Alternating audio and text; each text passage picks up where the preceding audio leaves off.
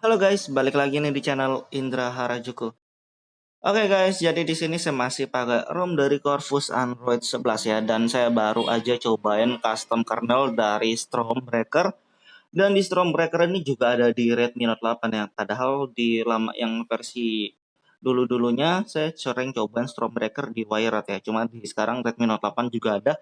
Dan di sini yang versi keduanya ya. Dan ini enak guys untuk game karena saya juga sudah cobain di trolling test juga lebih enak untuk performa dan sementara masih aman, nggak ngebug, masih lancar aja, sensitif layar, double tap, kamera semua masih aman. Dan sebelum kita lanjut video ini kita akan intro dulu guys, let's go. Saya lagi di rumah nih guys.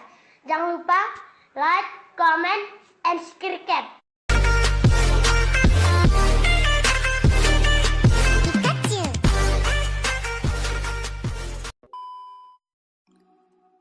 Oke guys, jadi kali ini kita akan cobain buat ganti custom kernel ya. Dan di sini saya masih pakai ROM dari Corvus ya guys. Dan di sini Corvus versi 16.5 official Redmi Note 8 Giga.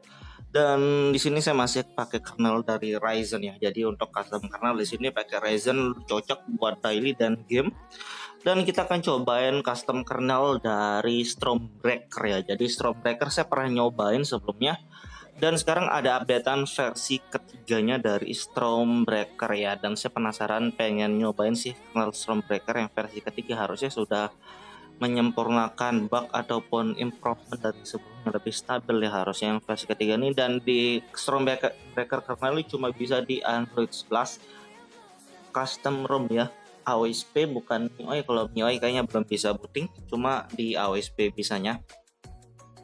Oke, di sini kernel Ryzen dan kita lihatin juga yang lainnya. Opsi developer free memory 1,3 ya. Ya kayak gini lah, ini dari RAM 4 tapi ya sayang banget. Kira kalau RAM 3 sih enak sebenarnya, tapi ini RAM 4 standar jadinya. Oke, dan kalau kita lihat dari CPU Z sebenarnya nggak ada perubahan, kurang lebih sama aja ya, nggak ada perbedaan kalau dari CPU Z. Custom kernel manapun sama, dan kita tes trolling test juga sekalian. Oke, ini sebelum kita ganti custom kernel masih pakai kernel Ryzen ya.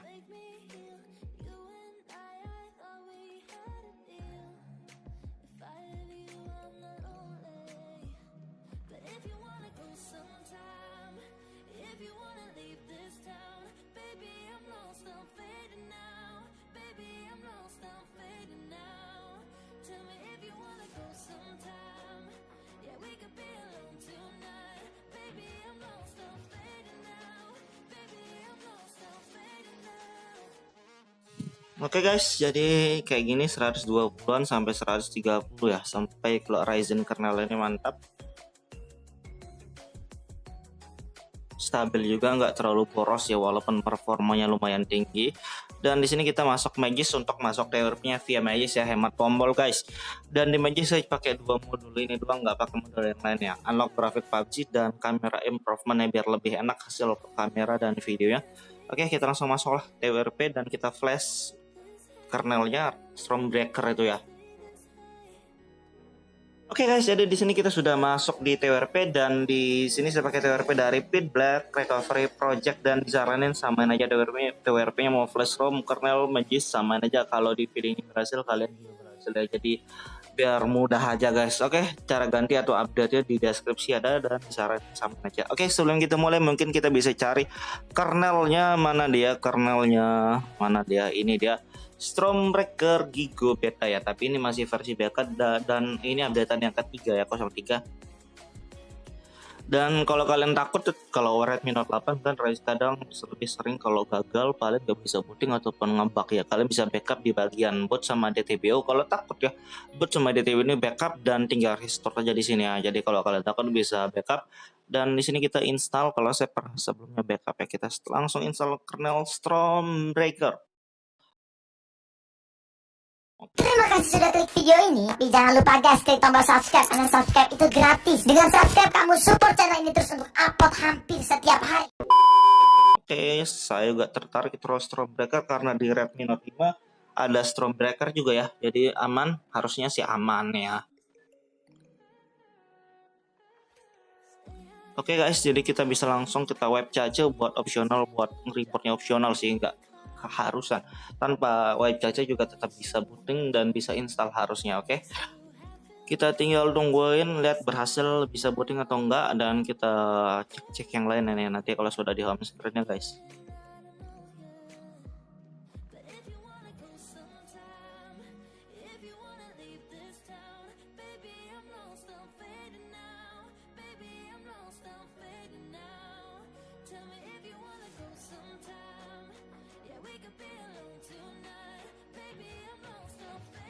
Oke guys, jadi di video ini gagal booting ya ternyata pakai yang versi ketiga, dan kita cobain yang versi keduanya dulu.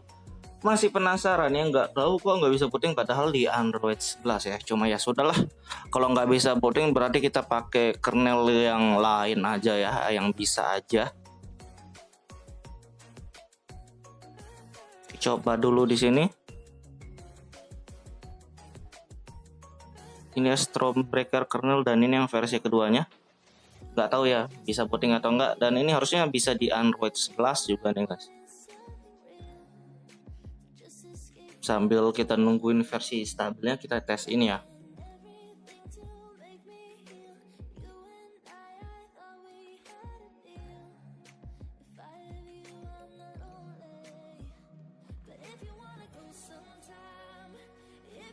Kita lihat dan kita tungguin aja.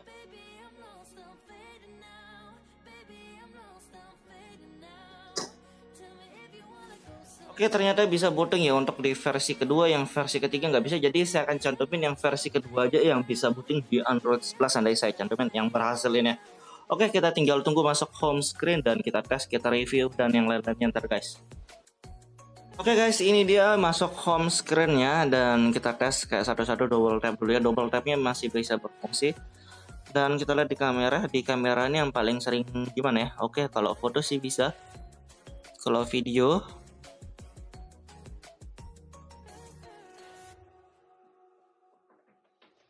kita lihat berapa detik doang. 5 detik, 6 detik. Oke, kesimpan hasilnya.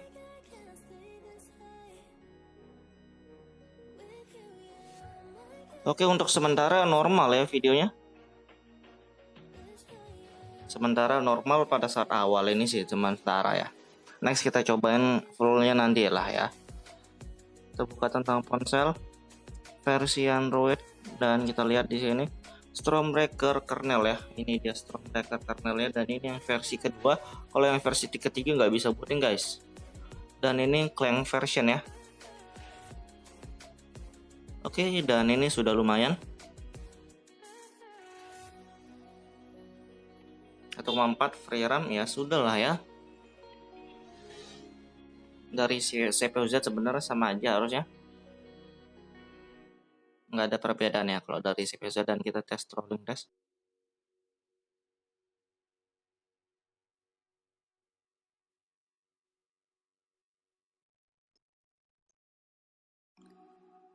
Oke, kayak gini deh dari trolling testnya guys.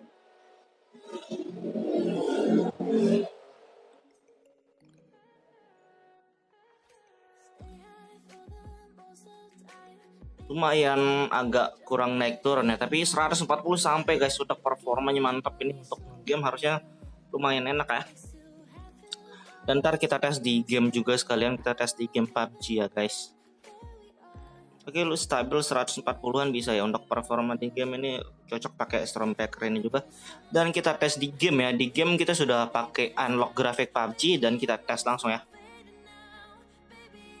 Oke guys, jadi kita tes di PUBG Mobile, dan di sini kalian bisa tes di game mana aja terserah ya. Cuman di video ini kita tes di PUBG aja ya. Karena kebetulan saya juga main PUBG, dan kita liatin dikit aja ntar guys. Oke guys, jadi di sini kita tes di PUBG Mobile. Kalian mau coba di ML, COD, FF, bisa-bisa aja ya, nggak ada salahnya, bebas. Di sini 90 fps audio high, grafis 90 fps smooth, dan kita tes bentar, kita liatin suhunya ntar ya.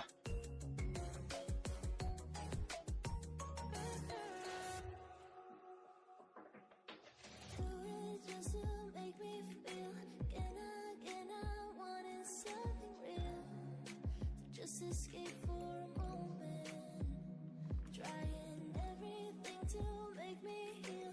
You and I thought we had a deal. If I have you, I'm not lonely. But if you wanna go sometime, if you wanna leave this town, baby, I'm lost, I'm fading now. Baby, I'm lost, I'm fading now. Tell me if you wanna go sometime. Yeah, we could be alone tonight. Baby, I'm lost, I'm fading now. Baby, I'm lost, I'm fading now.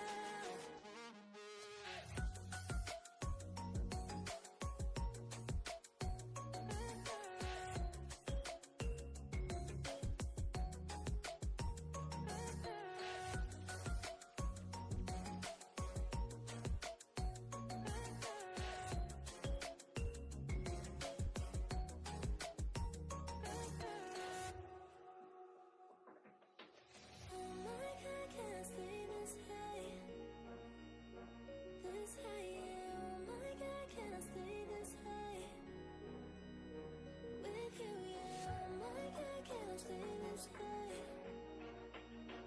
This high, yeah. Oh my God, can't stay this high. With you, yeah.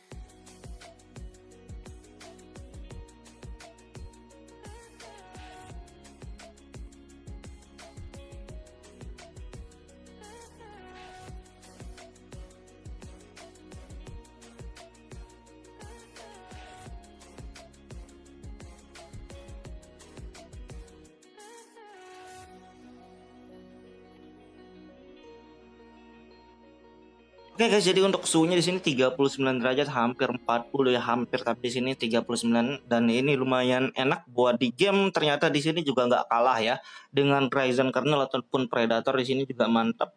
Cuman di sini masih versi beta ya, versi beta, dan kedua, yang ketiganya nggak bisa booting, tapi yang kedua ini bisa booting dan performanya enak. Kalau kalian mau cobain juga bisa ya, kalian bisa cobain aja dan sambil kita nunggu yang versi stabilnya guys. Oke, gitu dong review singkatnya. Buat kalian suka video jangan lupa like dan subscribe.